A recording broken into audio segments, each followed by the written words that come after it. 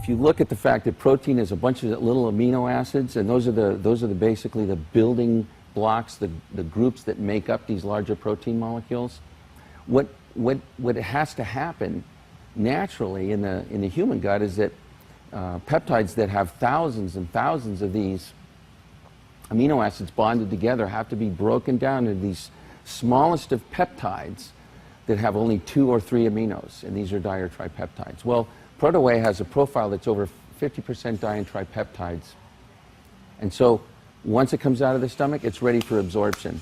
Whereas whole protein products, you're looking at another 2 to 3 hours before they begin to feed protein into the serum so that the body can start using it.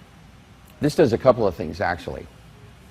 What happens is that you lose a lot of the protein because it moves through the gut, and once it gets through the small intestine and into the colon, there's really not much mechanism for using it as dietary protein anymore. So your body does other things with it and really pushes it out as waste product.